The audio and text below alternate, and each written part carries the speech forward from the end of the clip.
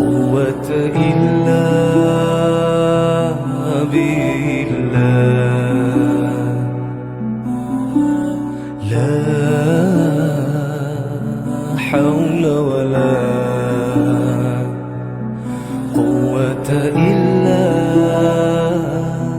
بالله، لا حول ولا قوة إلا بالله، لا حول ولا قوة إلا بالله، لا حول ولا قوة إلا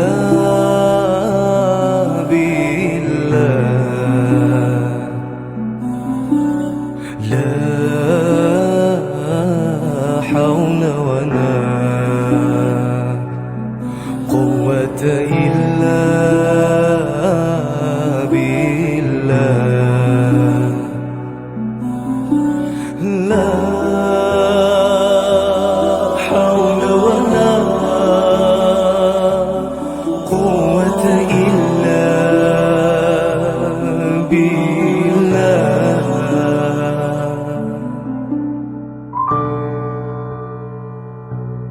بالله.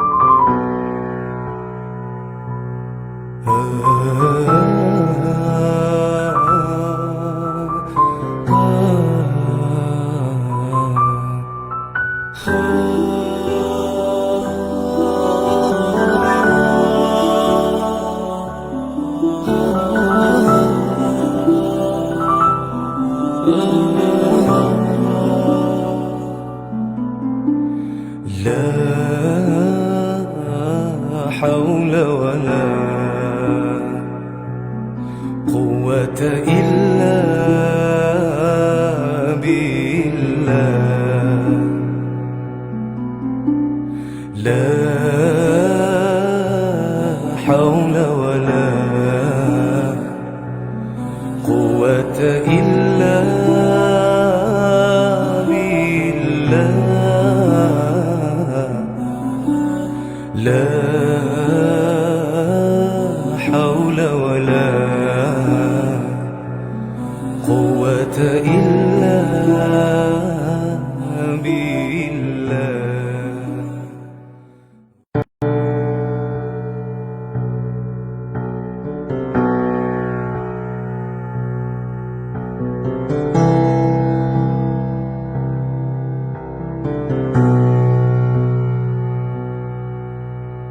لا حول ولا قوة إلا بالله، لا حول ولا قوة إلا بالله، لا حول ولا قوة إلا بالله، لا حول ولا قوة إلا بالله، لا حول ولا قوة إلا بالله، لا حول ولا قوة إلا بالله، لا حول حول ولا قوة إلا بالله. لا حول ولا قوة إلا بالله.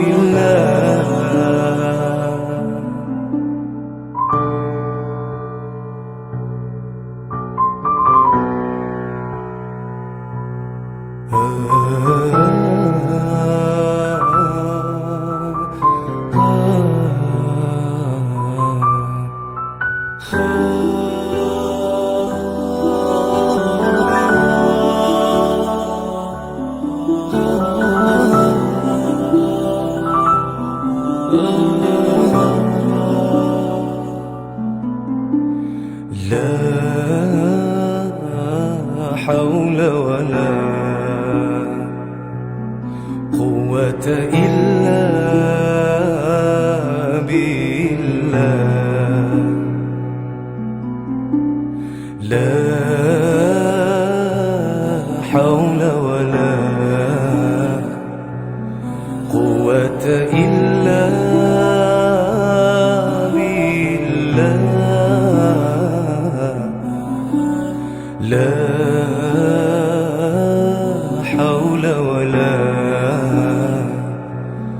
قوة إلا بالله.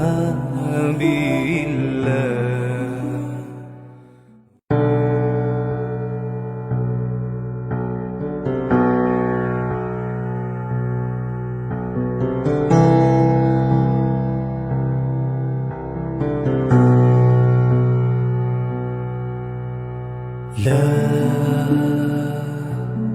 حول ولا قوة إلا بالله. لا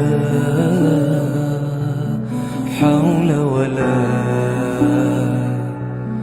قوة إلا بالله. لا حول ولا قوة إلا بالله. لا حول ولا قوة إلا بالله. لا حول ولا قوة إلا بالله. لا حول ولا قوة إلا بالله. لا حول ولا قوة إلا بالله. لا حول ولا قوة إلا بالله.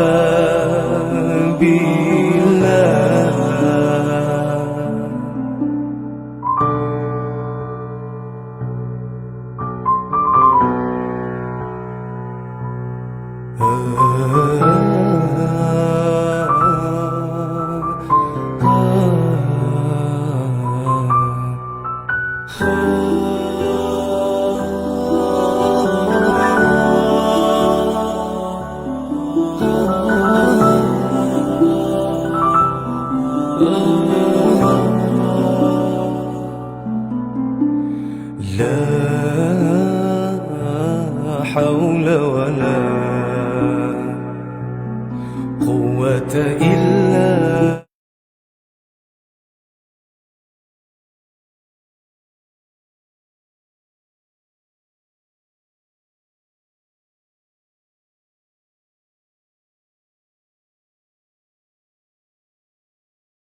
Assalamualaikum warahmatullahi wabarakatuh.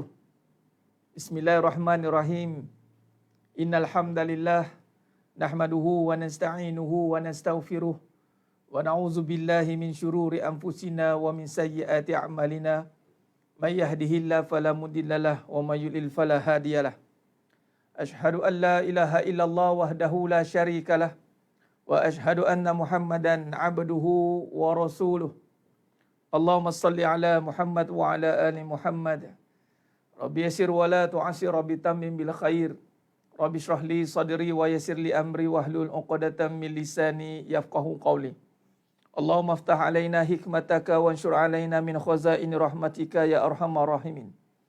Wallahu allazi la ilaha illa huwa alimul ghaibi wa syahada huwa rahmanur rahim.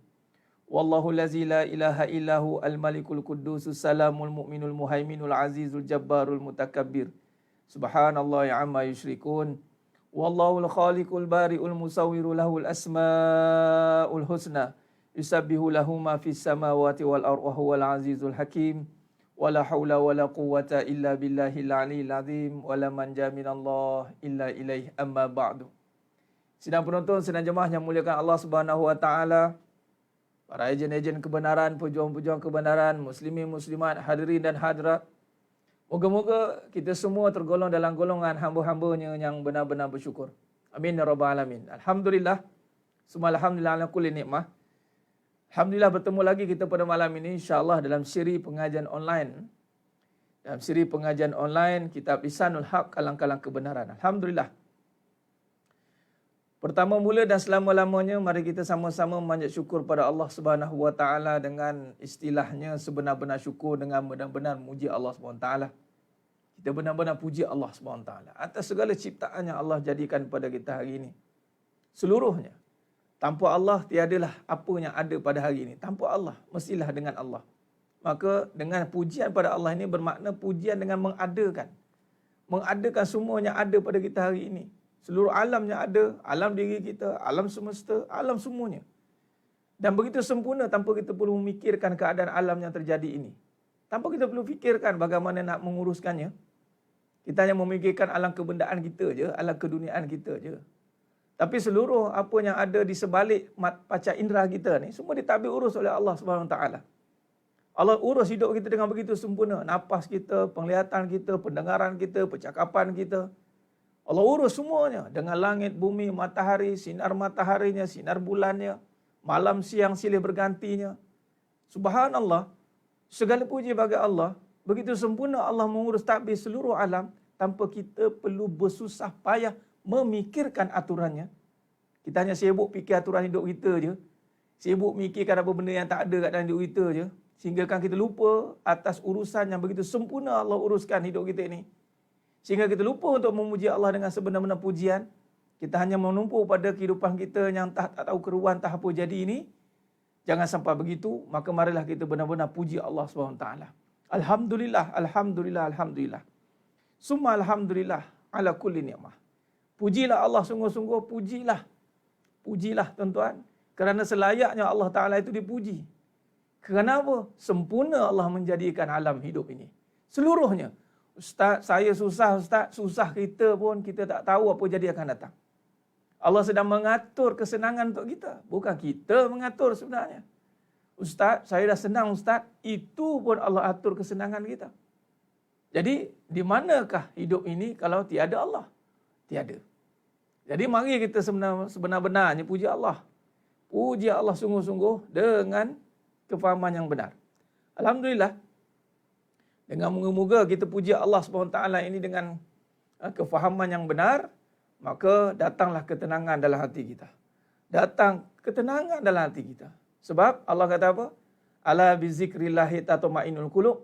Hanya dengan ingat Allah hati jadi tenang. Tenang ya, bukan senang. Tenang, bukan senang. Ada orang dia tutup kegelisahan dia dengan kesenangan, tapi dia tak tenang. Dia buat maksiat, dia buat kemungkaran, dia buat kerosakan, dia tutup dengan kesenangan, yakni kebendaan, keduniaan. Adapun ketenangan itu akan menguruskan kesusahan. Ketenangan, ya hidup susah tapi tenang. Tenang ini di jiwa, senang itu di luar sana. Tenang itu di jiwa, senang itu benda. Orang boleh dapat kesenangan benda, tapi belum tentu dapat ketenangan jiwa. Sedang jemaah yang mulia Allah SWT. Alhamdulillah. Alhamdulillah. Alhamdulillah. Terima kasih yang dah bersiaran dengan saya pada malam ni. Malam ni kelas formal. Pastikan sama-sama kita istiqamah untuk menuntut ilmu ini, insya-Allah. Dalam kajian ilmu kita Lisanul Haq, ini kalam-kalam kebenaran. Dalam tajuk, dalam malam ini kita nak bercerita bab gangguan, tuan-tuan. Itulah, ada orang tanya, Ustaz, apa hal pula Ustaz ni? Tiba cerita bab gangguan ni. Mentang-mentanglah cerita tentang selangor gangguan air. Tapi itulah dia. Dalam setiap yang berlaku, pastikan kupasan, syarahannya mesti berbalik kepada hikmah di sebalik kejadian. Mesti kita kena kaitkan apa falsafahnya, apakah maklumat ataupun kita nak lihat isi kepada apa yang kita lihat itu sehingga membuatkan kita ingat kembali kepada misi kehidupan kita. Ini kita nak. Contoh apa yang saya kupas sebelum ini kan dalam live pula. Dalam wall saya tulis apa? Gangguan yang boleh menyebabkan kesusahan dan terhalangnya banyak urusan. Apa dia? Gangguan air contoh. Sebab sedang berlaku gangguan air kat Selangor. Apa lagi gangguan? Macam-macam gangguan, tuan-tuan. Tapi gangguan yang utama-utama, yang main ya, saya telah highlightkan. Iaitu gangguan isteri dengan suami. Gangguan isteri dengan suami. Gangguan antara anak dengan mak ni, gangguan hubungan ni. Ini kena jaga, kena pelihara betul-betul. Baik, malam ni kita akan kaji tentang istilah gangguan, bagaimana nak atasi dengan Ustaz, bagaimana nak mengatasi gangguan ni Ustaz? Okey, pertama kita akan kena pasti ciri gangguan supaya tak nak terganggu. Supaya tak nak terganggu. Baik. Sebelum kita pergi jauh, kita bincang, insya-Allah kita akan mulakan perbincangan kita pada malam. Terima kasih kepada yang dah bersiaran, insya-Allah. Yang dah bersiaran, insya-Allah, kita sama-sama mulakan dengan perbentukan niat. Dan kita mulakan dengan Ummul Kitab Al-Fatihah. A'udzubillahi minasyaitonirrajim.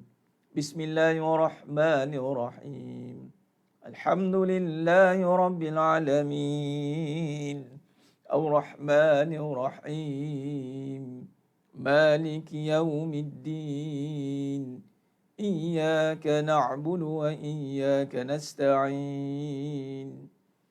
اهدنا الصراط المستقيم صراط الذين أنعمت عليهم غير المغضوب عليهم ولا الضالين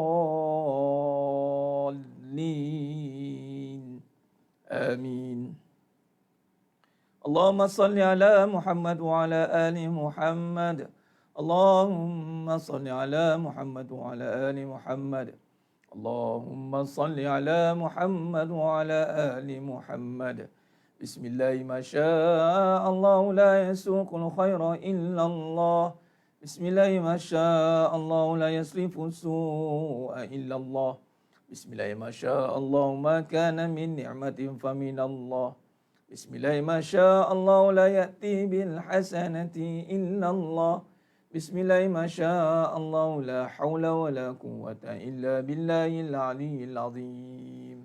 Alhamdulillah, insya-Allah kita mulakan kajian ilmu kita pada malam ni. Dan alhamdulillah sebelum itu sambil kita mendengar ataupun mengikuti pengajian ini, perbanyakkan selawat dan salam kepada junjungan mulia Nabi Muhammad sallallahu alaihi wasallam. Kita berada di bulan Rabiul Awal, bulan di antara bulan yang bermula ataupun kelahiran baginda Nabi sallallahu alaihi wasallam. Khair. Jadi sedang jemaah muliakan Allah SWT. Baik, mari kita pergi kepada perbincangan kita. Dalam hidup ni sedang jemaah mata Allah SWT, kita kena memahami dalam konteks yang dipanggil gangguan.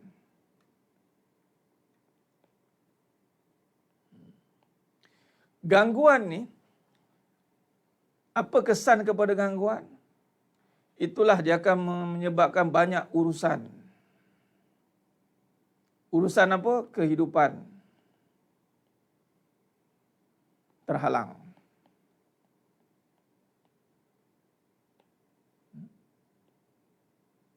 Baik.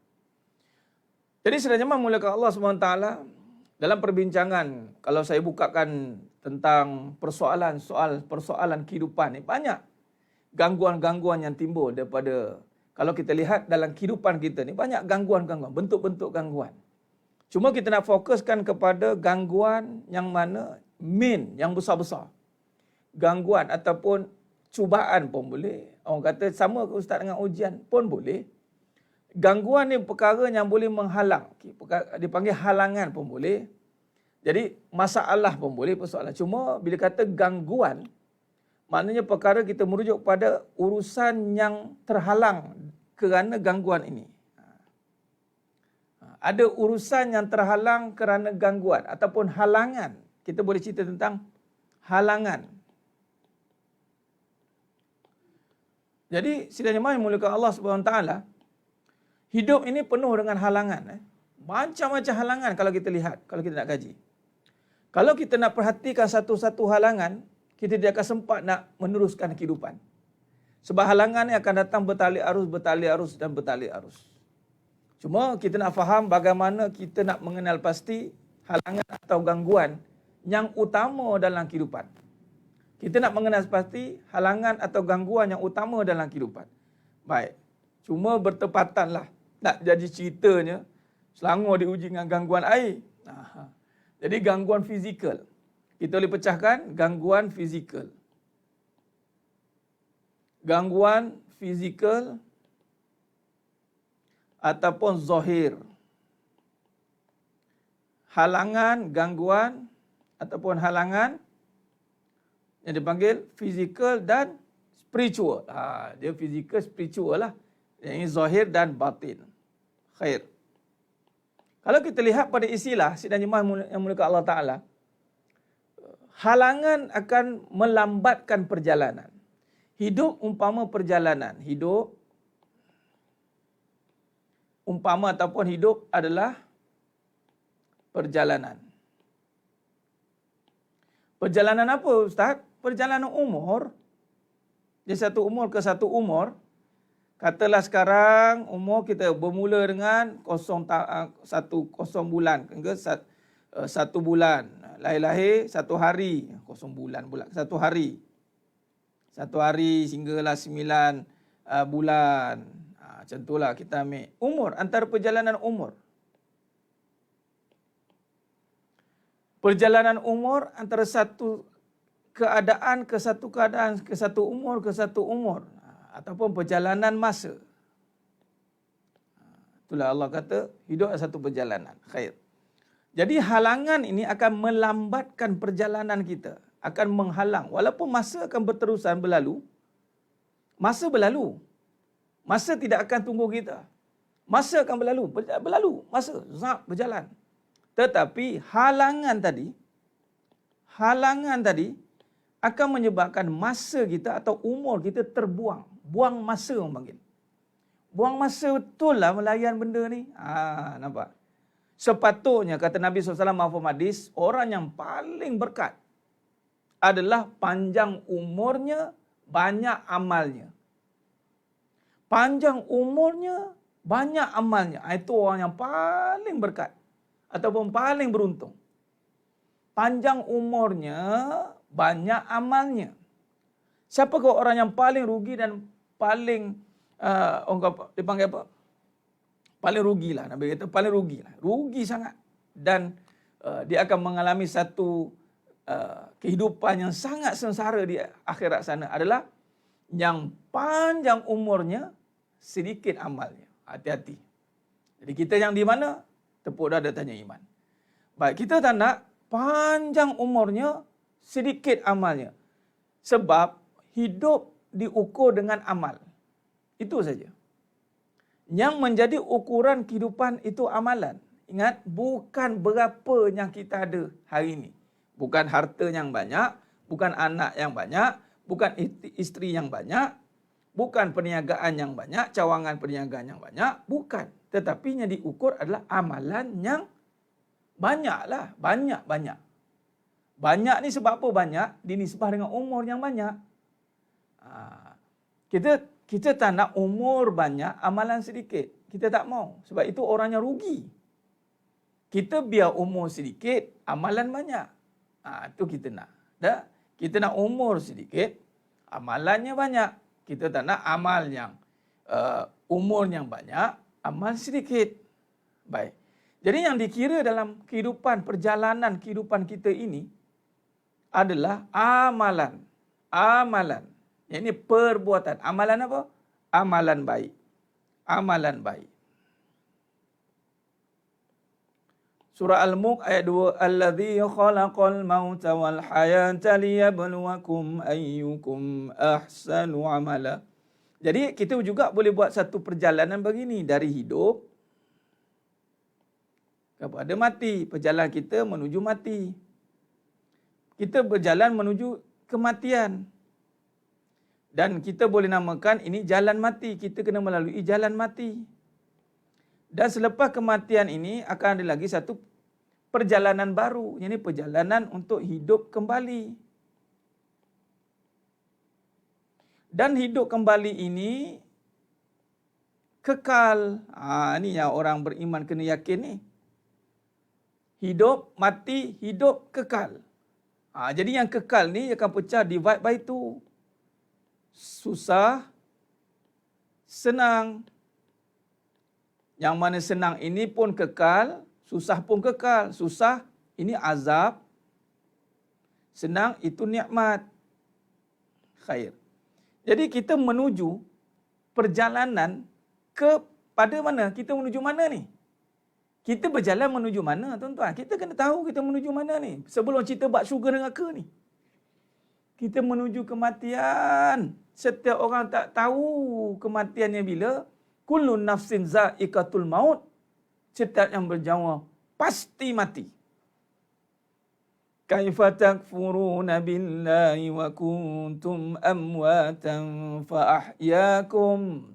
Bagaimana boleh kamu kufur dengan aku sedangkan kamu mati sebelum ni. Sebelum ni kita tiada lah.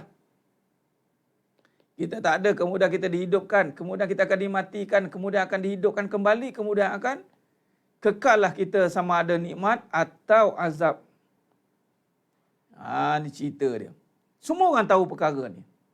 Tetapi dalam perjalanan kita nak menuju kepada kematian ini, berapa halangan yang kita kena lalui? Adakah kita dah hilangkan halangan-halangan ini ataupun kita masih terhalang? Kita masih banyak gangguan sehingga kita gagal dalam melaksanakan amal kebaikan. Kita masih berada di dalam takut yang lama. Semua orang menuju pada kematian. Belum cerita syurga neraka lagi ni. Semua menuju pada kematian. Sebab itu kata Nabi, orang yang paling bijak adalah orang yang ingat mati. Dan kata Imam Ghazali rahimahullah ta'ala, zikrul maut. Zikrul maut, ingat mati, itu adalah mahmudah, sifat mahmudah. Hakikat kita mengejar kehidupan. Mengejar kehidupan mana tu kan? Itu dia. Kita berjalan dalam perjalanan menuju kepada kematian. Semua orang tahu hidup untuk mati. Hidup untuk mati. Soalannya, kenapa dah tahu hidup untuk mati tapi kita buat apa? Ustaz, saya bukan tak nak buat baik Ustaz. Tetapi ada halangannya Ustaz. Tu gangguan. Gangguan inilah yang menyebabkan kita gagal dalam melaksanakan amal kebaikan. Ustaz, macam mana buat amalan tak kenal Allah? Tu gangguan lah tu, Siti Nur Rohaida. Gangguan pertama yang besar itu adalah tidak mengenal Allah. Gangguan tu, halangan dia, halangan. Gangguan tidak mengenal Allah. Mari kita lihat jenis gangguan tadi kita dah bincangkan. Kita dah bincang. Perjalanan highway. Kita ni masa berlalu begitu pantas. Tetapi bila wujudnya halangan-halangan ini, menyebabkan masa kita terbuang atau kebarangkalian aksiden. Terbabas, langgar sana, langgar sini. Banyak halangan. Baik. Halangan yang kita bincangkan tadi, halangan yang berbentuk zahir, halangan ataupun gangguan dalam bentuk batin. Baik, ada pun halangan zahir ini yang mana mengganggu urusan keduniaan. Halangan lah. Contoh halangan, gangguan ataupun kita panggil gangguan air. Bila gangguan air, nasib ke? Tekanlah, nampak? Gangguan air. Gangguan apa lagi? Gangguan kesihatan. Gangguan apa lagi? Gangguan ekonomi. Gangguan keselamatan, ancaman. Baik, ini gangguan-gangguan bentuk keduniaan yang zahir yang kita nampak sekarang ni yang mampu mengganggu gugat kehidupan dunia kita. Tapi percaya atau tidak, ada satu gangguan yang tanpa kita sedar, kita mengabaikannya, malah kita menganggap gangguan itu tidak sepenting gangguan dunia ini. Yang sebenarnya gangguan inilah yang akan menyebabkan gangguan yang kita melalui gangguan keduniaan ini menyebabkan kita lebih teruk dan lebih sengsara. Apa dia? Gangguan batin atau gangguan dalaman. Baik, gangguan dalaman ni bermula dengan gangguan hati.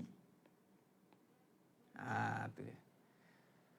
Bila kata tidak, dia gangguan emosi tu belum lagi. Sebab apa gangguan emosi berlaku? Kerana gangguan yang paling utama dia tidak dijaga. Dia biarkan hatinya terganggu.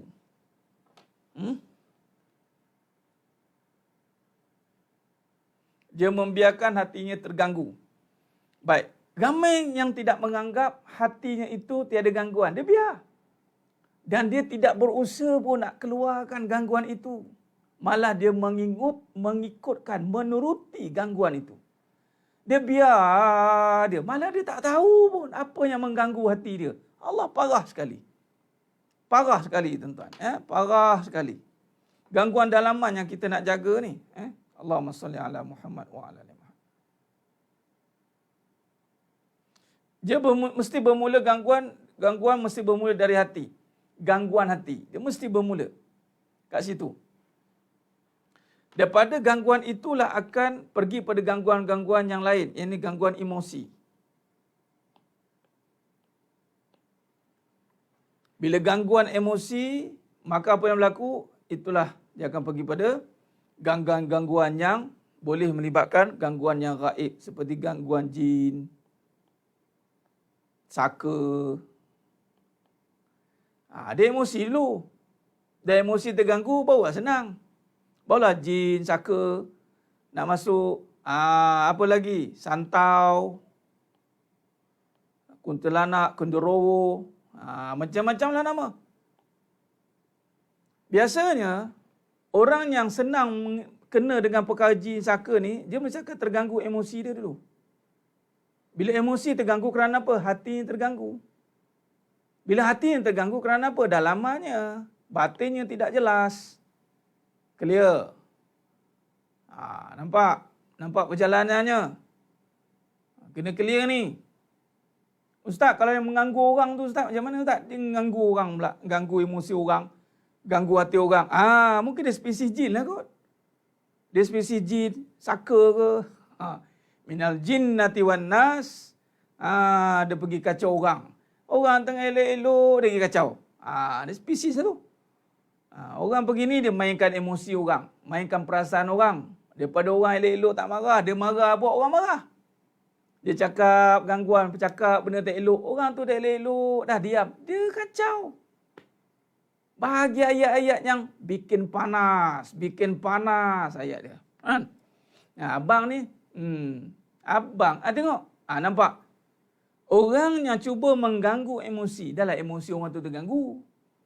Nampak? Jin dia mengganggu emosi, dia tak ganggu hati. Jin tak ganggu hati sebab hati milik Allah. Hati Allah jaga.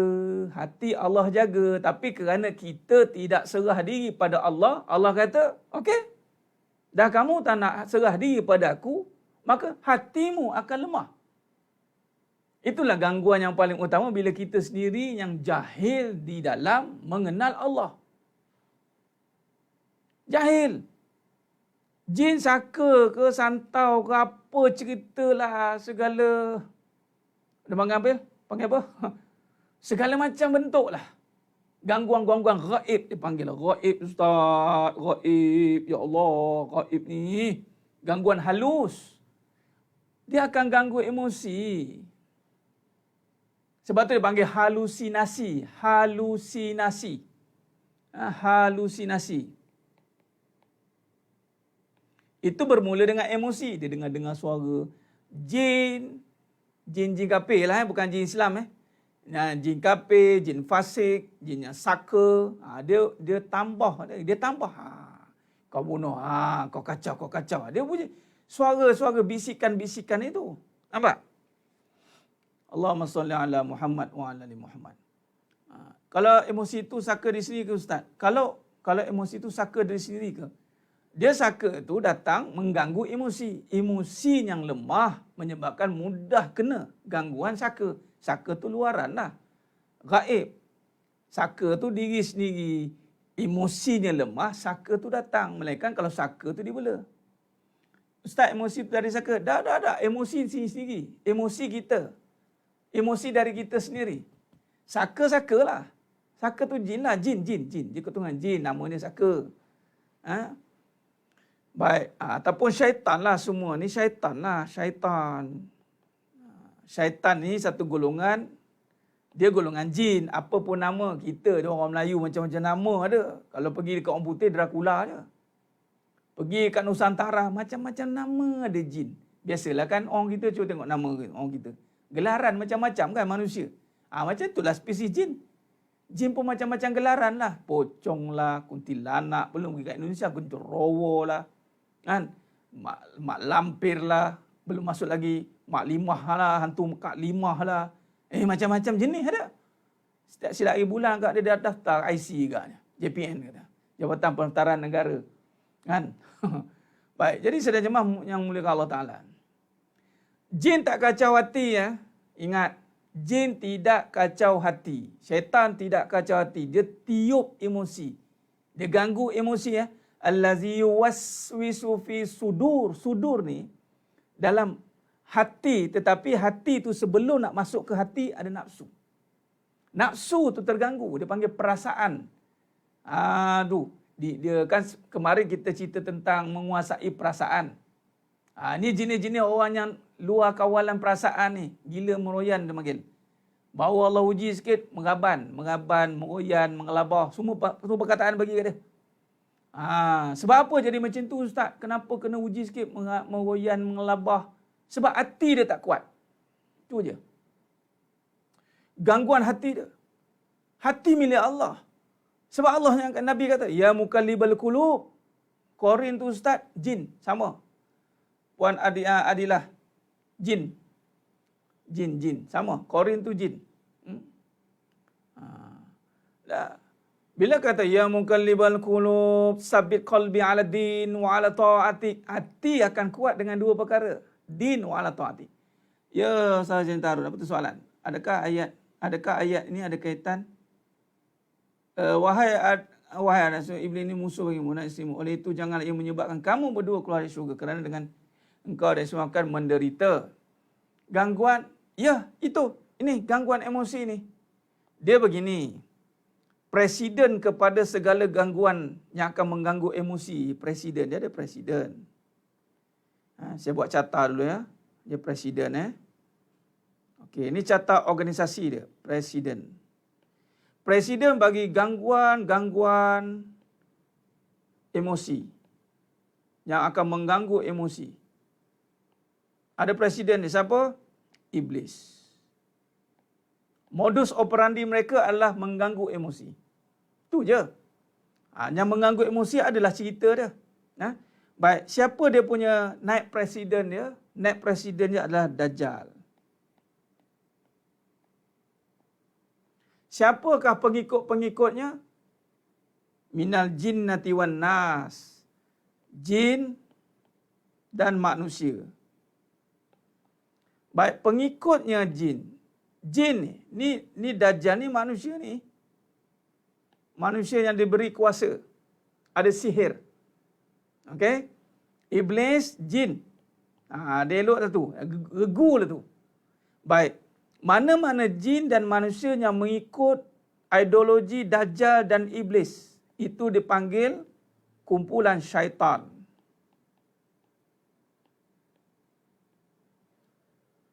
Baik. Itu dia. Presiden bagi gangguan-gangguan seluruhnya, itu Iblis. Tetap Iblis. Qala fa bi'izzatik la ughwiyannahum ajma'in illa ibadaka minhumul mukhlasin. Kenapa Quran itu mesti ada? Jangan tanya kenapa Quran itu memang ada sama kita. Kerana Allah Ta'ala menjadikan pelbagai kejadian untuk menguji kita. Untuk menguji kita. Semua kejadian ni, jin ni juga ada yang dinamakan Quran yang tadi. Allah jadikan Quran jin, manusia syaitan ni, manusia yang ikut ideologi Dajjal. Dajjal ni maknanya sesat. Makna Dajjal ni sesat. Makna Dajjal itu sesat. Iblis memang kerjanya menyesatkan. Menyesatkan manusia daripada apa? Apakah tugas utama Iblis? Tugas utama Iblis adalah menyekutukan Allah. Ini tugas utama dia. Dan ini kalau berjaya dilakukan, maka dia akan tangkap kepada hati. Bila manusia berjaya dimasukkan gangguan yang menyekutukan Allah, maka hati akan terganggu. Habis. Baik, adapun bagaimana iblis boleh masuk ni jalan ni? Kerana apabila punca utama hati ini tidak dibangunkan dengan tauhid atau iman, menyebabkan jalan. Okey ustaz, macam mana hati tadi kata tak terganggu, macam mana boleh menyekutukan Allah pula? Kerana ada keraguan melalui jalan apa tadi? Emosi. Emosi tak stabil. Emosi tak stabil. Perasaan dia terganggu. Ragu. Ya ke? Dia ganggu ke sini. Perasaan dia tidak stabil. Sebab apa tak stabil? Sebab gangguan-gangguan kebendaan. Gangguan keadaan. Keadaan apa? Di sinilah datangnya keadaan yang dikaitkan dengan dunia. Dunia akan menjadi alat untuk menyesatkan juga. Contoh tadi gangguan apa? Air. Gangguan air ni mula perasaan terganggu ni. Aduh, time inilah pula tak ada air. Dia mula bersilat-silat ni naik tangga ni. Kang. Dia bukan sebab Korin. Puan Nurul Farinah jangan duk ulang Korin. Minat sangat Korin. Tadi saya tengok soalan Korin ni. Memang ada sign agreement ke dengan Korin ke macam mana ni? Janganlah khusyuk ni apabila melibatkan hati. Khusyuk di hati. Maknanya kalau tak khusyuk, mana hati belum lagi faham sepenuhnya. Jangan kita tengok gangguan tu datang pada Korin. Dia emosi. Gangguan ni datang pada emosi. Tapi yang mengganggu emosi itu adalah tadi jin. Manusia pun ni asyik Korin dia. Manusia pun mengganggu juga. Manusia pun mengganggu juga ya. Dia memberi pahaman-pahaman sesat. Korin tu jin ke ustaz? Maksudnya tak elok? Ya. Gangguan-gangguan ni akan berterusan hingga sekata maut. Jadi bagaimana mengawal gangguan orang supaya tak terkena dalaman? Inilah dia. Ni nak cerita ni. Ini nak cerita ni. Nak bagi tahunya, bagaimana kita kena tahu dulu. Belum darjah turun lagi, hati kita dah lemah. Ya. Allahumma salli ala Muhammad wa ala ali Muhammad. Kita belum turun lagi ni. Kita dah goyang. Dah goyang. Baik, sekarang kita kena tahu, kena faham dulu. Kena faham dulu. Gangguan tu datang pada emosi. Yang mengganggu emosi. Tadi manusia. Manusia. Sukma kefasikan ustaz. Itu tadi. Bila ilham tadi, Allah berikan ilham keburukan, ilham kebaikan. Pada mana? Hati. Bila hati ni tidak kuat, maka keburukan diserap. Keburukan tu masuk ke hati. Lalu emosi pun tangkaplah. Emosi ni dia kerja dia akan mengesan yang mana akan lebih kuat, dominan dalam hati itu. Kalau sekiranya hati itu dominannya buruk, maka perasaan ni akan memburukkan lagi keadaan itu. Hati dia ini memang jenis buruknya, buruk sangkanya. Sangkaan buruk tu ke hati. Hati dia dah jenis buruk. Sebab tu Nabi kata, ala inna fi jasadi mudghah. Fa iza salahat jasada kullu, fa iza fasadat jasada kullu, ala wahya qalbi. Dalam anak Adam itu ada seketul daging, kalau baik-baiklah, kalau buruk-buruklah. Itulah dia hati. Ustaz, perasaan takut itu gangguan. Takut kepada benda. Takut kepada yang tidak menjadikan dia itu kebaikan. Maka gangguanlah. Takut kebaikan ada tidak? Adalah. Takut yang dibenarkanlah. Apa takut dibenarkan? Yang pasti kena takut Allah. Takut yang tidak dibenarkan. Takut pada benda-benda yang tidak memudaratkan. Malah takut kepada selain Allah. Sebagai contoh, takut tak ada duit, rezeki tak cukup. Itu takut batil. Itu emosi, perasaan. Perasaan terganggu dengan apa tadi? Kebendaan. Puan Cana tadi, perasaan takut tu macam, tengok. Dia perasaan takut dia dengan apa? Perasaan takut dengan kebendaan. Demi jaminan masa depan. Takut tak? Takut. Syaitan pun masuk. Aku dah kata dah, jangan sedekah. Kau pergi sedekah tu kenapa? Dalam kau susah, kau tak ada duit, kau sedekah pula. Kau tak takut ke miskin? Oh iya tak iyalah. Kita pun termakan. Sebab hati lemah. Hati dah dominan sukma kefasikan tadi. Sebab dia tak mengaji. Mengenal Allah. Mengenal benda. Mengenal dunia. Mengenal pasangan. Mengenal peluang-peluang. Tak ada peluang-peluang yang bagus ke? Tak ada peluang-peluang yang bagus ke? Nak bina kehidupan ni. Tak ada. Ustaz, banyak kali saya kena. Ustaz, bagi kenalkan dengan pasangan-pasangan yang bagus sikit, Ustaz. Dia tanyanya saya ingat apa? Saya stok supply pasangan ke? Ada yang kata, ada tak pasangan sibuk nak mengenal pasangan ataupun nak tahu pasangan-pasangan nak tambah 2, 3. Kita sibuk dengan benda-benda macam itu. Jadi hati kita ni tidak sibuk dengan kebesaran Allah. Itu dia. Menyebabkan bila perasaan itu terganggu dengan kebatilan, maka syaitan, orang kata, dah mengantuk sorong bantal lah. Syaitan ni lemah sebenarnya. Musuh yang lemah. Tapi lemah kita ni sebab jahil, kalah dengan yang lemah tadi. Nampak?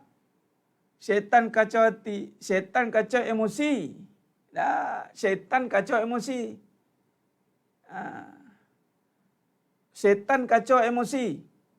Tak kacau hati. Hati sebab jahil. Bila jahil, tak ada ilmu, tu kacau tu. Syaitan tak boleh. Kalau syaitan kacau hati, pening kita. Pening. Tapi orang sebutlah hati terganggu. Hati terganggu, dia gini, dia panggil hati dan perasaan. Ini mukadimah dia baru ni. Ni belum lagi mengatasi lagi ni. Ni mukadimah dia baru ni. Belum mengatasi gangguan dengan kalam kebenaran lagi ni. Tak apa. Kita faham dulu mukadimah. Sekarang tiba-tiba bagi atasi tak tahu nak gunakan.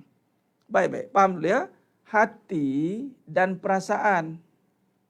Tapi biasalah hati saya susah hati lah Ustaz. Terganggu lah Ustaz. Kita tak sebut perasaan terganggu. Kita tak sebut sakit perasaan saya ni. Tak ada. Kita cakap sakit hati aku ni. Geram betul lah. Okay. Kenapa dia kata sakit hati ni? Ni perasaan ni. Ni perasaan ni. Perasaan ini yang membawa kepada hati, menekan-nekan.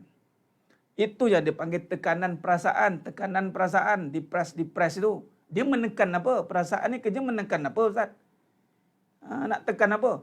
Apa yang ditekan? Siapa tertekan-tekan tu? Ditekannya hati. Ditekan. Nak pula hati kosong.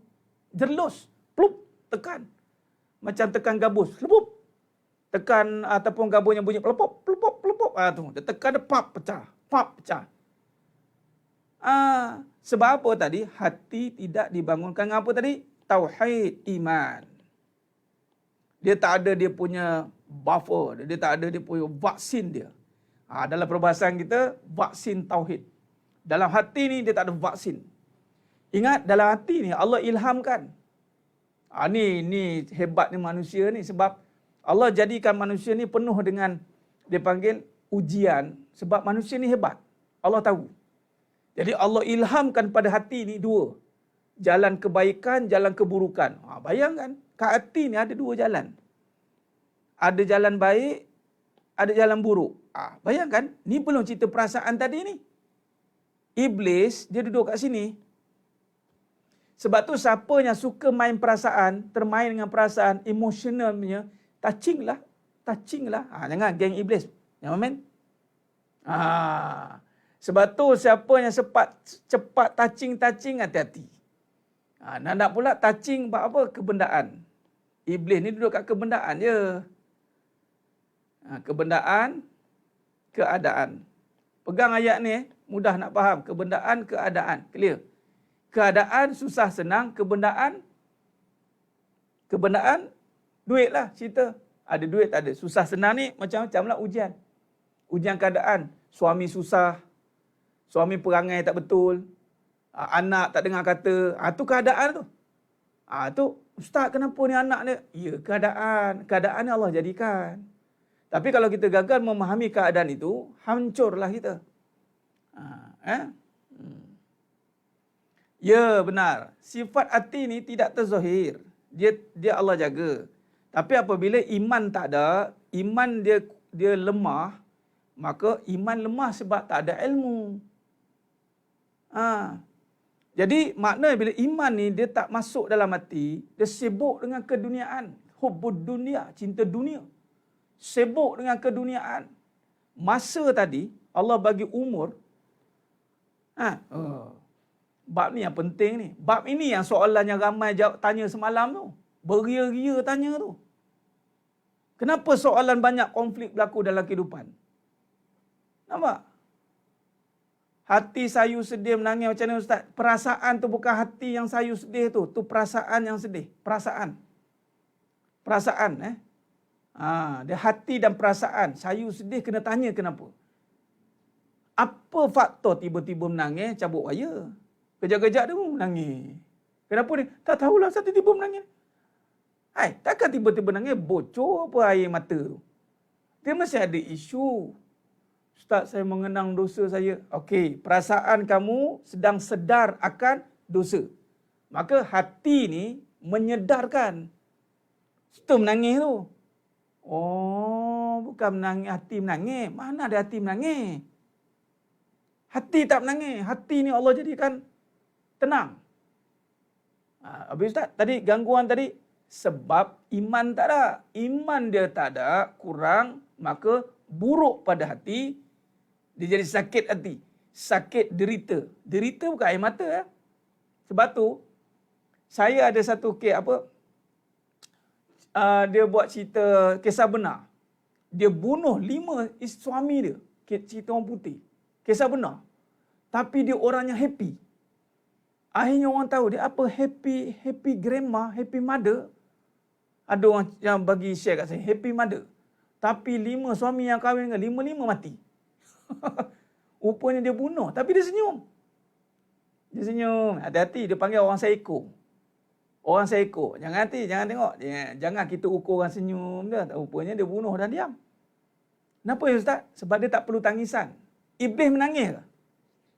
Saya nak tanya. Iblis menangis tak? Iblis. Iblis tak menangis. Anda ingat Iblis ada masa nak menangis? Anda ingat Iblis ada masa nak menangis? Tak ada.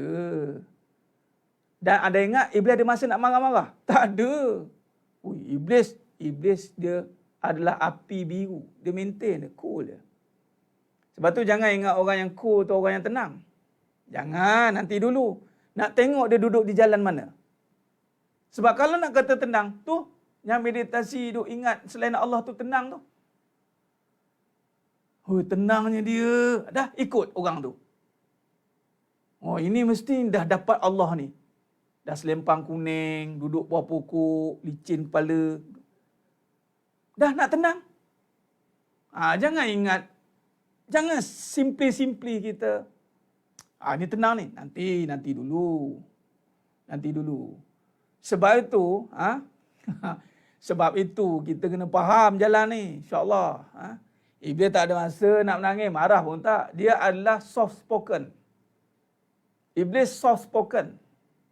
Sebab tu ketika dia mengganggu Siti Hawa. Ni tengok Siti Hawa, Nabi Adam dan Siti Hawa bukan bergaduh tau. Dia pasangan yang sangat happy go lucky. Macam tu lah ayat dia. Sangat gembira. Tapi Nabi Adam AS termakan kata. Ni ujian Allah Ta'ala. Iblis datang bukan dengan marah-marah. Kau makan buah ni, kau makan, kau tak makan, kau siap kau. Tak ada. Dia datang apa? Apa kata makanlah buah ini. Dia datang dengan wajah yang kesian, dengan perwatakan orang tua. Kemudian dia bagi satu suggestion.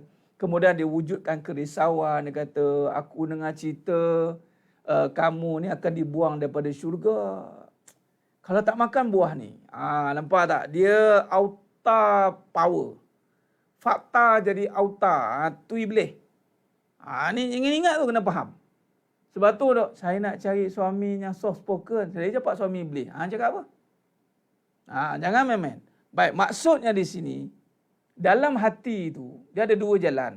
Baik dan buruk. Yang akan membezakan hati baik dan buruk itu iman tadi. Baik. Perasaan ini akan trigger. Dia akan mengesan yang mana satu kuat. Sekiranya kuat kepada baik, maka perasaan itu akan tunduk.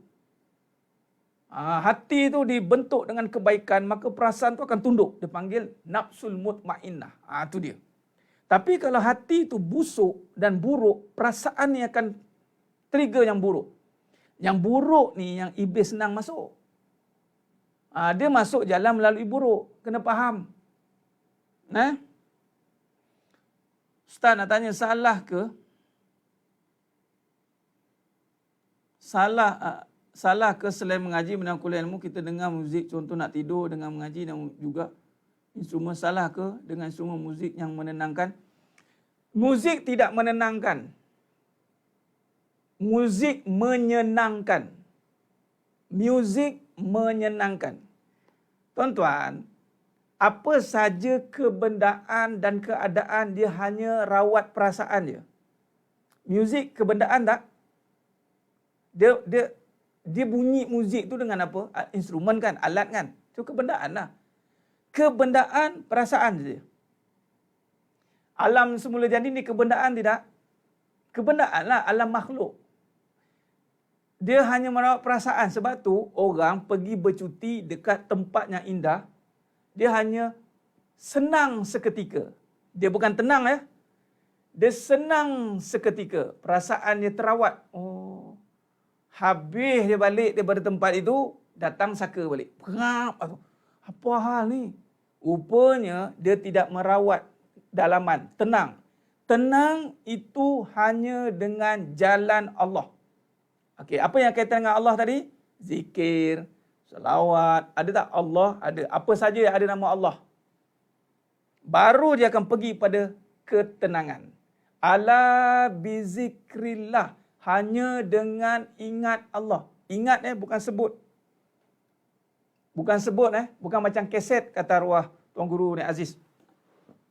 Sebut ni tekan dia pap keluar. Macam tu. Dia tu keset. Dia sebut mulut, ingat hati. Bila hati faham. Faham ilmu. Panjang jalan dia. Sebab tu orang yang faham, orang yang ingat. Orang yang faham, orang yang ingat. Malah ingatan dia mampu membentuk kalam-kalam yang akan menghancurkan gangguan tadi. Ni saya dah masuk lah ni, bunga-bunga dia. Tapi saya tak kupas lain hari. Simpan. Saya nak simpan. Besok nanti. Sekarang fokus dulu. Pengajian mengenal pasti jalan-jalan gangguan dulu.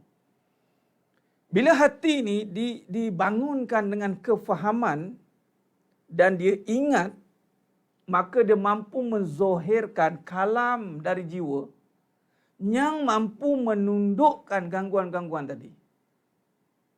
Nampak? Tu dia. Ketenangan hanya dengan Allah melalui apa-apa cara lah. Allah ni apa saja? Quran, taat, solat, tapi dengan syarat, ingat.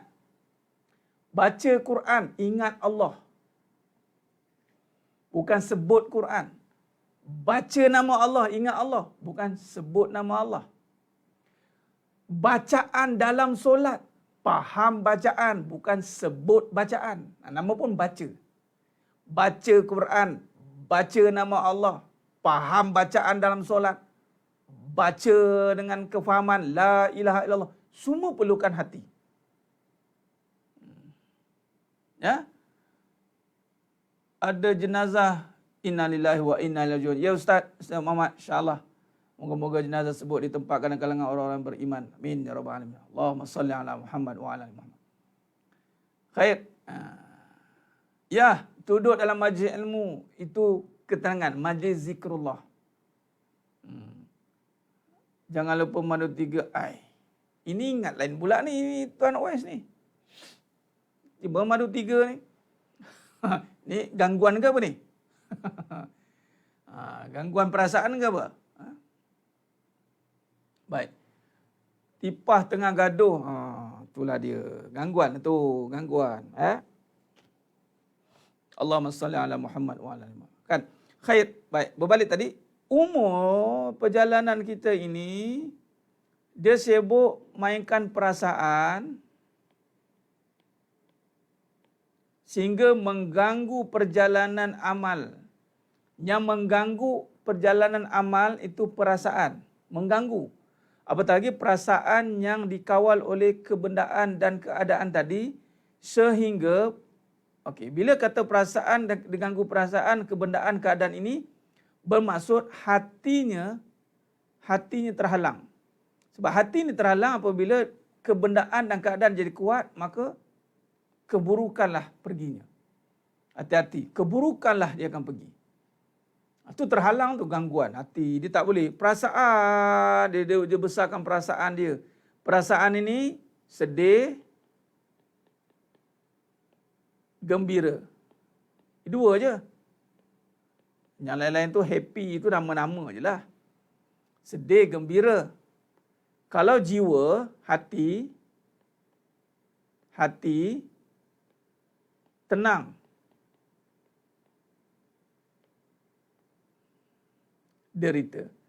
Derita ni boleh masuk ke hati ya, derita. Hati ni dia akan duduk dengan derita. Sebab apa? Tadi buruk tadi. Buruk derita, baik itu tenang. Yang sukma kefasikan dan keburukan tu. Baik, bila kata hatinya derita, dek kerana kejahilannya, maka keburukan telah dibina. Maka keburukan ini dia boleh ditutup. Boleh ditutup ni tuan. Dengan ni, mana nak pilih lah. Dia nak gembira ke nak sedih. Baik. Dia belum tenang. Tetapi dia duduk dalam penderitaan. Sebab orang yang tidak mengenal Allah, dia tidak merawat satu benda yang hanya Allah je boleh rawat. Derita. Hati-hati. Derita ni kena selesaikan. Sebab itu jangan terkejut. Kejap sedih, kejap gembira. Kejap sedih, kejap gembira. Sebab dia derita. Orang yang derita, dia tidak mampu konsisten sedih, gembira. Sedih, gembira. Dia tak mampu konsisten. Orang yang Allah dah berikan dia ketenangan, dia mampu gembira dan konsisten. Allahu Akbar. Saya ulang lagi sekali. Orang yang Allah berikan ketenangan, dia mampu gembira dan konsisten. Orang yang tidak Allah berikan dia ketenangan, yakni derita, disebabkan kejahilannya, yakni keburukan yang ada dalam jiwa dia, maka dia tidak konsisten. Dia tidak boleh istiqomah. Sedih, gembira. Sedih, gembira. Ada juga buat benda baik tapi derita. Iyalah tadi Puan Sheila, dia buat benda baik, perasaan baik. Perasaan baik tetapi derita hatinya. Sebab dia tidak buat dengan mengenal Allah. Sebab tu ada orang boleh kecewa dengan kebaikan. Sia-sia saya taat dengan abang selama hari ini. Dia punya taat, betul sia-sia balik. Mana ada sia-sia pada kebaikan? Tak ada sia-sia. Rabbana ma khalaqta hadza batila subhanaka faqina azabannar. Tak ada. Allah takkan sia-siakan. Wa may ya'mal misqala dzarratin khairan yarah. Satu sebesar zarah Allah akan bayar kebaikan.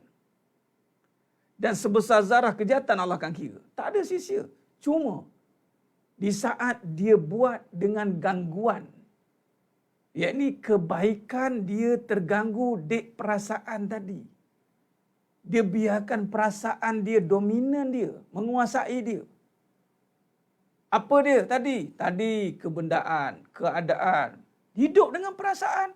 Nak digembirakan, nak diberi kata-kata pujian, nak diberikan kebendaan, nak menjadi, nampak? Keakuan, ya benar. Keakuan dia. Derita. Sebab itu ramai menderita di saat melakukan kebaikan. Ini satu kesilapan yang besar. Sepatutnya dia melakukan kebaikan, alhamdulillah, sebenarnya jalan menuju ke syurga. Sebab Nabi kata, alaikum bisiddiq. Fa inna siddiq yahdi ilal bir, kebaikan. Nampak? Wa innal bir yahdi ilal jannah. Jannah. Tiga jalan. Nampak? Maknanya dia bermula bukan dengan kebenaran. Dia buat kebaikan tapi bermula dengan perasaan. Biasa tak buat kebaikan dengan perasaan. Apa dia? Nah, dia mainkan keadaan. Mainkan muzik.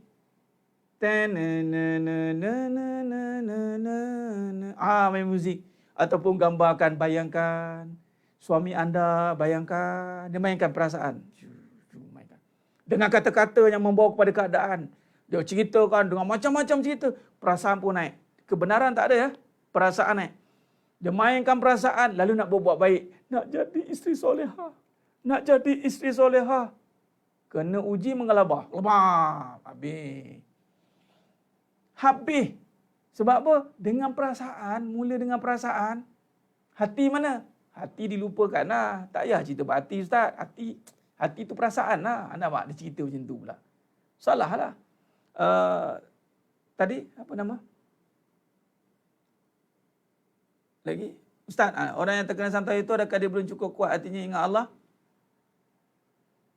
Yang terkena santau, kalau ikut laluan perjalanan, begitulah dia. Tapi Ustaz, Nabi kena sihir tu bagaimana? Adakah hati Nabi tidak ingat Allah? Nabi lain. Nabi dijalankan supaya kita belajar kaedah rawatan ruqyah. Nabi melalui. Tapi kita ni mungkin kita lalai. Nabi wallahi tidak lalai. Kena Ustaz. Sebab Allah nak ajar daripada ilmu tu datangnya surah An-Nas, Al-Falaq. Nampak? Hati-hati. Allahumma salli ala Muhammad wa ala ali Muhammad. Khair. Khayalan, ya. Okey. Baik. Jadi perasaan seronok ni kahwin. Siapa seronok? Siapa kata kahwin tak seronok? Semua orang seronok nak kahwin. Asal kahwin ni senyum sampai ke telinga. Senyum. Sebab apa? Macam-macam kebaikan. Terbayang-bayang ada kebaikan ni. Okey, nanti kita pergi shopping, kita pergi piknik, kita pergi honeymoon, kita pergi honeysun pula, tak cukup moon, pergi matahari pula. Dia pergi macam-macam kebaikan dibayangkan. Tapi dengan perasaan. Dia membayangkan kebendaan. Berapa ramai kahwin hanya dengan perasaan. Ada bahasa mudah dengan nafsu. Nafsu tu nampak kasar. Biasa nafsu ni kahwin dua je. Yang kedua pun pergi nafsu. Ikut nafsu. Abang ni memang gatal. Dia tak tahu awal-awal pun nafsu juga. Konon-konon nak jadi pimpin saya jadi isteri solehah je bang. Awal perkahwinan hari pertama. Day one. Dah terbayang dah sebelum tu. Syok dia. Bersadin. Berjalan. Memikirkan keadaan. Memikirkan. Oh lah bahagianya. Tak sabar nak kahwin. Bila dah kahwin. Tu dia. Hang buat sendiri. Sebab apa jadi macam tu? Perasaan. Dan perasaan ni boleh jadi jemu. Sebab tu kerja nak pergi berjalan, dia kerja je. Habis pening tak tahu. Sekali Allah bagi COVID, nak jalan mana? Kau ada aku tengok kau, kau tengok aku. Tu jenis yang terangkat bumbung tu. Nampak? Jadi sedang jemaah yang menggunakan Allah SWT, perasaan. Dia tak akan jumpa kebaikan. Perasaan tidak akan jumpa kebaikan. Yang dia buat apa? Dia buat baik. Perasaan baik, buat baik. Ustaz, Iblis kan dah tengok syurga, mengapa dia ambil ingkar untuk Allah? Bagus soalan. Bagus soalan. Bukankah kita dah melihat ramai orang yang dihukum oleh Allah Ta'ala? Bukankah kita dah melihat Fir'aun dihukum? Bukankah kita dah melihat tanda-tanda Allah hukum orang? Kenapa kita masih ingkar dengan Allah? Sebab apa? Sebab kejahilan dia jugalah. Iblis tu berilmu, Ustaz. Ilmu belum tentu faham. Nampak? Nafsu. Iblis pun ada nafsu je. Maksudnya keakuan dia menebal. Kenapa memilih untuk ingkar? Sombong. Aba wastakbar. Sombong dia. Kita dah kata dah, jangan deraka dengan suami. Peduli apa aku kata? Saya yang menanggung, Ustaz, katanya. Saya yang menanggung, katanya. Lantak lah kata. Dah kamu nak tanggung sangat, tanggung. Kata. Ada? Saya je yang tahu suami saya macam mana. Kan. Jangan deraka dengan suami. Dah tahu dah kesan deraka apa dah. Buat juga. Sebab tu, dia dah kena baru nak belajar. Belajar dengan suruhan dan larangan. Dah Allah larang, jangan. Kita beruntung sebab kita dah nampak apa yang berlaku. Dah nampak dah. Tapi kita tetap buat. Kita tetap buat sebab sombong. Sombong, ego. Aba wastakbar. Sebab kita tak kena. Kita tak kena lagi. Macam Iblis tak kena. Sebab dia nampak syurga dan dia masih okey. Ingat, ada orang buat jahat, dia masih okey. Dia melawan dengan suami. Niaga menjadi-jadi. Dia panggil istidras. Dia okey, ada orang cakap, saya minum arak, itu saya dengan Tuhan lah katanya. Subhanallah. Dia kata dia minum arak antara dia dengan Tuhan lah. Tengok. Sebab apa? Dia ada senang. Kesenangan. Iblis senang. Iblis senang. Iblis tak susah ya. Iblis senang. Dia dah nampak syurga dan dia dah lalai dengan kesenangan.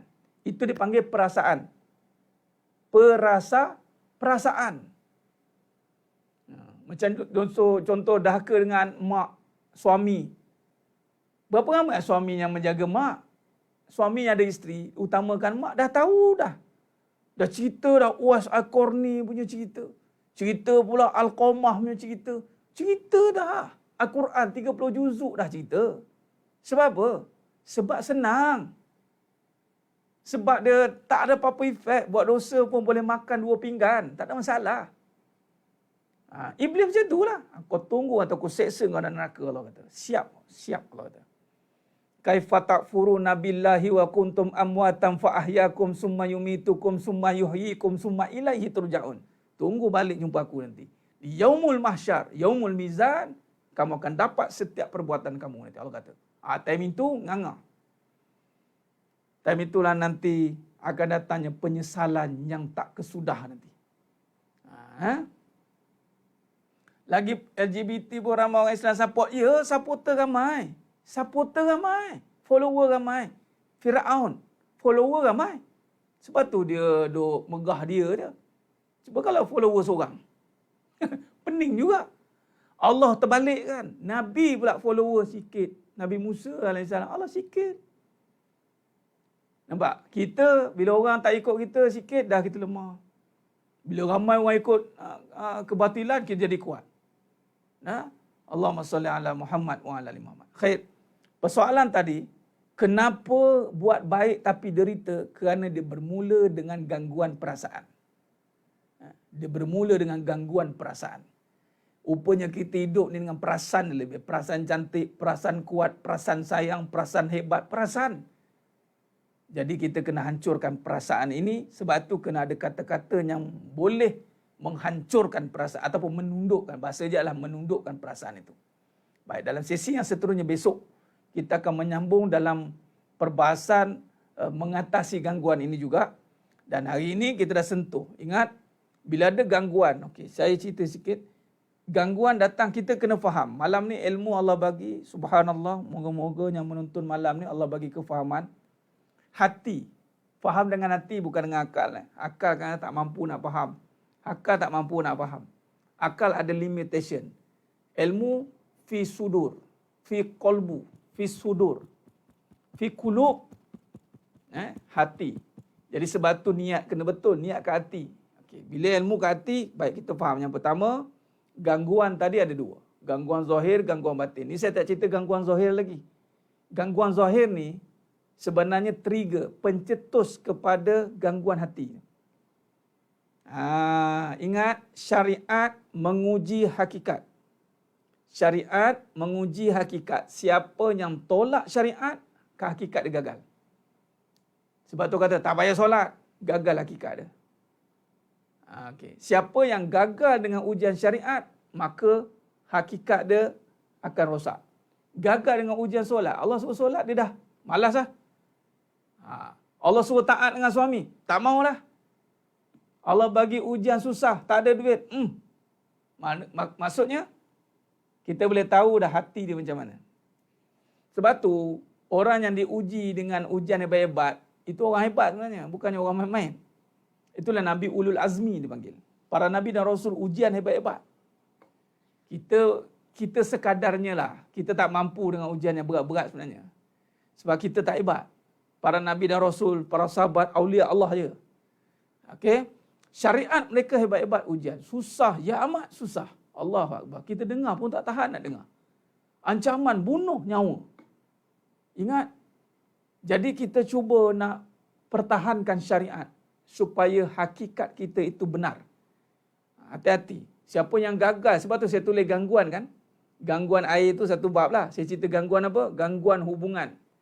Gangguan hubungan isteri dan suami. Ingat isteri-isteri semua ya. Anda gagal hubungan syariat dengan suami, anda gagal hubungan hati. Tak usah ceritalah nak jadi dengan Allah, hati dengan Allah. Syariat pun gagal, tak usah cerita hakikat. Wahai anak-anak semua, suami-suami yang bergelak anak dan masih ada mak, anda gagal gangguan hubungan dengan mak ayah, anda total gagal. Sebab itu semua yang besar-besar. Wahai yang sedang menuntut ilmu, bukan dengan saya saja, dengan semualah. Ni saya pun tak ada nak jadi guru-guru pun, ambil pergi talaki dengan guru-guru yang muktabar. Anda ada gangguan dengan guru-guru yang muktabar, adab terganggu, gangguan dah total fail. Ini gangguan yang besar-besar ni, hati out. Hati anak murid problem dengan guru, hati gelap terus. Jangan main-main. Anak gangguan dengan mak ayah, gelap hati dia. Sebab tu mak-mak ayah jangan biarkan anak yang buat gangguan, biar gitu, doakan anak. Para suami pun sama. Isteri-isteri yang dia sadin, dia rasa dia sangka dia dah okey dengan suami. Sedangkan tak okey. Hati-hati. Suami-suami yang kesan akan gangguan ini, tolong doakan isteri. Kalau sayangkan isteri lah. Sebab nanti hati dia gelap terus. Sebab gangguan-gangguan utama dia yang buat main. Anda jangan fikir selamatlah kalau gangguan syariat ni tak selesai. Hidup dengan suami terganggu, dia relax lah. Yakin dengan Allah. Yakin dengan Allah mendanya. Tak boleh. Anda tak lepas. Tak lepas. Sebab itu syariat. Tak lepas syariat, jangan cerita bab hakikat. Adapun saya cerita bab hakikat, tujuannya untuk memperelokkan syariat. Bukan cerita bab hakikat, tinggal syariat. Ada orang cerita bab hakikat, Allah, cerita Asma'ul Husna, tinggal suami. Suami tu kenting-kenting, bangun tahajud. Kena minta izin suami. Bang, nak tahajud ni bang. Boleh tak ni? Tak apa. Abang ni kan cuba berubah sikit. Cuba berubah menjadi orang yang bertahajud macam saya. Boy, dia tazkirah kawan tu. Jangan main-main. Ini kadang-kadang kuat tahajud, tapi tak ira suami kat sebelah. Tak kira. Sebab tu isteri, dia boleh masuk semua pintu. Sebab dia tak sempat. Kan dia tak sempat nak buat tu kerana dia mengirakan apa yang Allah suruh ni. Hati-hati Ustaz, macam mana bila hari raya je si suami lalu balik ke rumah mertua je? Maknanya tak nak balik sebab dia ada problem dengan orang tua. Tolonglah. Isteri yang baik, semalam saya tegur dah. Isteri yang baik, solehah, dia akan tegur suami dia. Ingatkan, bang, abang ada masalah dengan mak ni. Saya tenggelam sekali kan. Awak jangan masuk campur dengan urusan abang dengan mak. Saya tak masuk campur bang, tapi saya sayangkan abang. Cakaplah elok-elok. Ni, abang ni nak jadi anak deraka. Cakap macam tu, memang kakilah dapat. Yang kadang cakap pun biar jujur lah. Ikhlas cakap. Abang, saya sayangkan abang. Saya nak hidup lama dengan abang. Saya tak nak hidup dekat dunia je bang. Saya nak hidup kat syurga. Tapi kalau abang ada masalah dengan mak, dengan saya karam sekali bang. Rumah terbakar nampak asap, hati terbakar siapa tahu? Senang cakap gitu. Abang balik je bang, abang ada masalah apa? Abang cakap, biar saya. Kalau abang tak boleh cakap, biar saya jadi utusannya bang. Abang mau cakap, saya akan pergi jumpa mak. Ni tak. Terpulanglah mak, lantaklah. Yang penting saya dengan abang. Peduli. Ada isteri macam tu. Jadi tak faham bahasa. Dia ingat dia boleh bahagia dengan suaminya dengan membiarkan suami ada problem dengan mak dia. Anda jangan main-main. Benda ni tak boleh buat main. Memanglah nampak senang. Nak apa? Memang mak tak kacau. Pergi sana, pergi berjalan, tinggal mak kat rumah. Pergi honeymoon sana, pergi jalan sana, tinggal mak tak mana-mana. Lagi dia problem dengan mak dia, lagi isteri suka. Yes. Dia tak payah bagi duit lah dekat mak. Yeay, aku boleh minta duit sepenuhnya. Nampak? Ingatkan. Cakap elok, kena ingatkan suami takut berdosa. Ingatkan kena betul ya, puan. Jangan duk bertelagah pula menyalahkan. Abang, saya sayang abang. Pegang tangan. Abang, pegang tangan. Look at my eyes. Heart to heart, bang. Saya sayangkan abang. Cakap dengan ikhlas lah. Abang ada masalah apa dengan mak? Saya tolong selesaikan. Saya bantu. Abang, it's okay, bang. Ni tak. Pedulilah. Ataupun, yes. Ataupun, marah suami pula. Janganlah. Cakap elok. Cakap elok. Apa tadi? Masalahnya rasa si pun nak balik rumah mak dia je. Dah. Dua-dua tak betul lah. Dua-dua tak betul lah. Itu yang mengeruhkan lagi keadaan tu. Mengeruhkan lagi keadaan. Seorang isteri bila dah berkahwin dengan suami, tolong faham protokol kehidupan. Kalau nak mak ayah masuk syurga, tolong jadi anak yang solehah. Jangan pura-pura solehah, konon-konon nak take care mak ayah. Tapi menjadi anak derhaka. Tidak boleh seorang isteri menjadi anak yang solehah apabila dia derhaka dengan suami dia. Tidak boleh menjadi suami yang soleh kalau dia derhaka dengan mak dia. Mana boleh? Protokol. Saya tak puas hatilah dengan protokol ni Ustaz. Pergi tanya Allah. Pergi tanya Allah. Marahlah. Jangan. Benda ni lah menyebabkan kita kena tunduk dengan Allah. Anak, dia kena settle dengan mak. Jadi anak yang soleh, baru jadi suami yang soleh. Isteri yang dah ada suami, settle dengan suami. Baru jadi anak solehah. Dia tidak boleh jadi anak yang solehah, pada yang sama derhaka dengan suami. Tak jadi. Tak boleh. Allahumma salli ala Muhammad wa ala ali Muhammad. Khair. Jadi sidang jemaah yang muliakan Allah Subhanahu wa taala, saya kira cukup setakat tu dulu pengajian kita pada malam yang penuh barakah ni. Ya, nak tahajud minta izin suami dulu. Ya, sebab sunat, amalan sunat itu kena minta izin dengan suami. Pakai nikab, purdah, kena minta izin suami. Jangan duk suka dia pakai. Kalau suami suruh pakai lain. Kalau suami tak payahlah. Abang ni kan tak Islamik langsung. Tak pasal-pasal kawan tu tak kena Islamik. Mentang-mentanglah kita dah mula nak berhijrah. Semangat ni berapa rapi nak berhijrah ni. Mentang-mentanglah ada orang tu mula dah pakai purdah kan, nikab. Jadi terinspirasi nak ni. Hal-hal bergaduh dengan suami. Tak jadi juga. Ataupun suami kena mengalah. Jangan. Itu syariat. Apa yang saya cuba cakap adalah syariat akan menguji hakikat. Syariat, gangguan air, gangguan ekonomi, gangguan kesihatan, gangguan semua tu ada semata-mata untuk menguji hati dia terganggu tak. Kalau hati dia tak terganggu, maka dia boleh mengatasi gangguan syariat tadi. InsyaAllah. Khair. InsyaAllah. Baik, jadi kita akan sambung pengajian kita ni pada esok malam.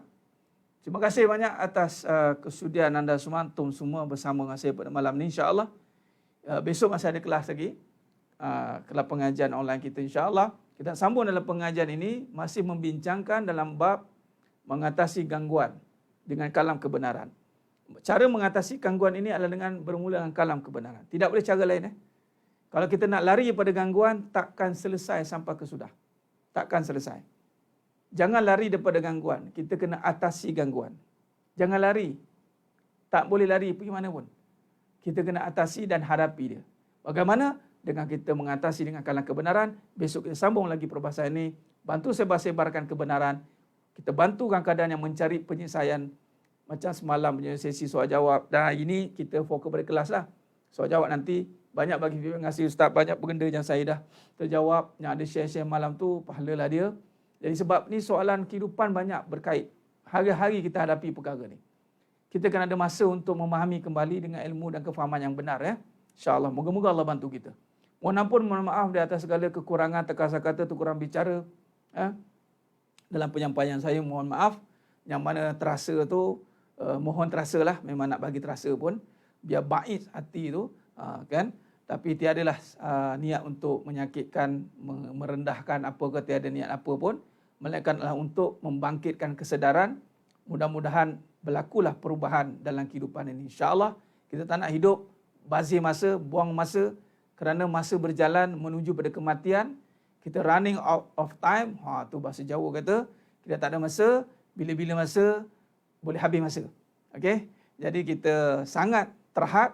Gunakan masa ini sebaiknya dengan membincangkan tentang kebenaran dan kita sebarkan kebenaran. Jadilah pejuang-pejuang kebenaran, insya-Allah.